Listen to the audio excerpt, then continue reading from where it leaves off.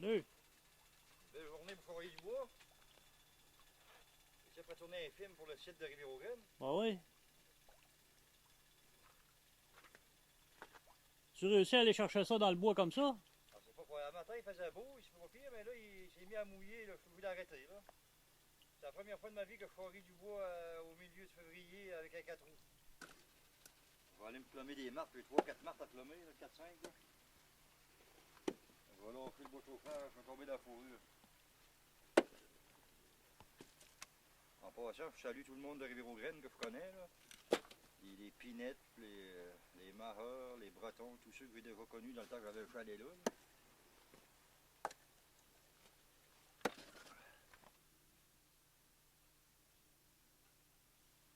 Même s'il ne fait pas frais dehors, pour clomer de la fourrure dans le garage, c'est pas chaud.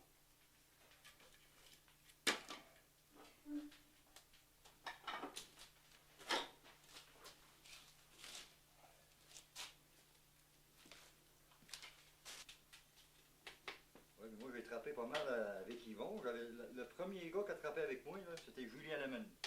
Julien, ça doit être mon cousin, ça. Son père, c'était un gars de la Rivière-aux-Graines, Jacob Lemon. On était jeunes à ce temps-là, je pense qu'on avait pas plus que 15-16 ans, on trappait ensemble de temps en temps. C'est là qu'on a fait nos débuts. Là. Après ça, ben, le plus sérieux que j'ai trappé après ça, c'était avec Yvon Pinette. J'ai trappé un petit peu avec. J'ai trappé une année avec Charlie aussi. Ça, c'est les années qu'on pêchait à Rivière-aux-Graines. Ça, c'est Charlie Jonf? Charlie Jonf. Dans ce temps-là, on trappait sur la rivière Saupla. Mais avec Yvon, j'ai trappé sur la rivière Tortue, puis au lac des Udis, dans ce coin-là. Dans ce temps-là, il n'y avait personne là, dans le bois, il y avait que nous autres. J'ai rendu qu'il y a des camps partout en haut là. Le prix de la fourrure a baissé, ça vaut plus vraiment la peine comme dans ce temps-là. Là.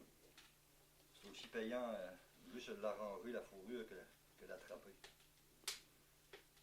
Quand je vais avoir fini, là, comme ceux-là, je les ai faits, ça fait 2-3 jours.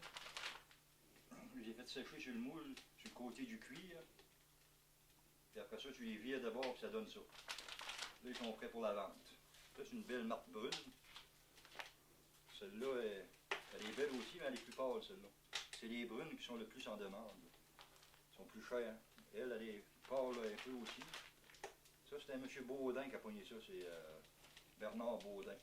Ça, finalement, c'est quasiment toi qui remplace donc Alexandre Bond. Pas vraiment, parce que lui, il a arrangé la fourrure de quasiment tout le monde. Là. Mais moi, j'arrange surtout la fourrure de mes chums, les gars que je connais bien. Là. Comment ça peut valoir une marque là, en 2010? Là? De cette année, d'après moi, là, ça sera pas beaucoup plus que 40$. Ça a baissé. Dans le temps, quand je trappais avec Yvon sur la tortue, là, sur une marque de même, on pouvait avoir jusqu'à 200$ pour. On en prenait 40-50$ par hiver. Ça, c'était à part des renards. Puis c'est devenu un passe-temps plus qu'autre chose. Ouais, là, c'est rendu. Tous ceux qui font ça, c'est juste parce qu'ils aiment ça. C'est pour passer le temps. C'est un sport, c'est un loisir comme faire du ski ou faire de la raquette ou n'importe quoi. Là. Ça leur fait voir des beaux paysages, ça leur fait passer le temps. Puis en même temps, ben, s'ils vendent la fourrure à un prix raisonnable, ben ça leur fait payer leur petite dépense un peu, de gaz. C'est pas pour faire de l'argent. C'est pas comme dans l'ancien temps, dans le temps que mon oncle Alexandre trappait, puis il gagnait sa vie avec ça. Puis j'ai lu dans un livre qu'à l'époque, ça fait 50-60 ans de ça, il se faisait un salaire là, équivalent au salaire des meilleurs avocats de l'époque.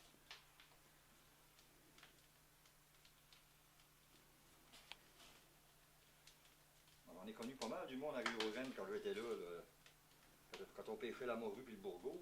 J'avais un chalet là. Puis à un moment donné, la morue elle a quasiment disparu. Là, il fallait pêcher juste le bourgeot parce que de la morue, il n'y en avait plus. Fait que là, c'était plus vraiment rentable de pêcher la morue. Là. Fait que j'ai vendu mon chalet. Je l'ai vendu parce que moi, quand je pêchais la morue, j'avais un gros camion dans ce temps-là, un gros pick-up, puis malgré que c'était un gros pick-up solide, là, ben, on était tout le temps cassé parce que la route était bien rough dans ce temps-là, elle était pas mal pire qu'aujourd'hui. Puis là, je me suis acheté une petite voiture, là, je travaille à l'île Anticosti, ça fait 20 ans que je suis rendu à l'île Anticosti comme guide de chasse et pêche. C'est ça, c'est moi, là. Moi je suis dans le centre, là, ça doit faire quand même une quinzaine d'années de ça. Là. avec une gang de chasseurs américains à l'île Anticosti. On avait tué des bottes. Là. Une belle photo.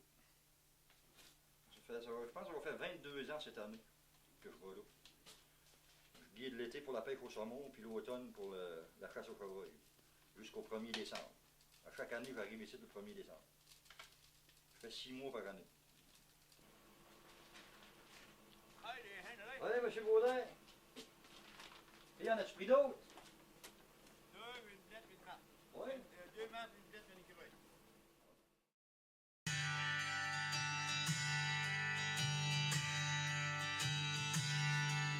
You say you were wrong to ever leave me alone, and now you're sorry, you're lonesome and scared, and you say you'd be happy if you could just come back home.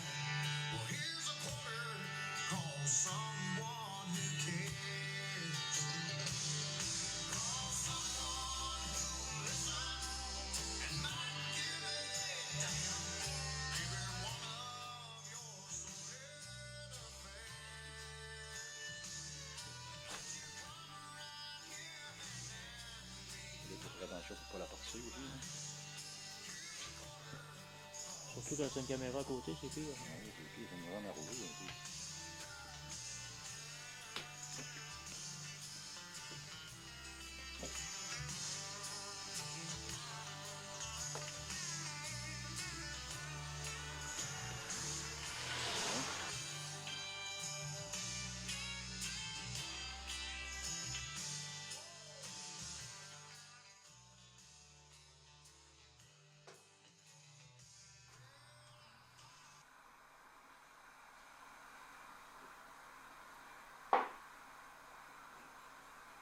On va mettre le café ici.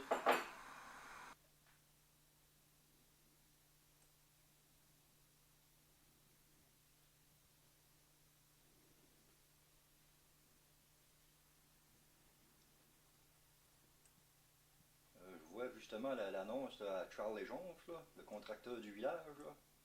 Ça me fait penser on trappait ensemble sur la rivière Sauplat cette année-là. Puis il n'y avait pas de lièvre, il n'y avait pas de perdrix.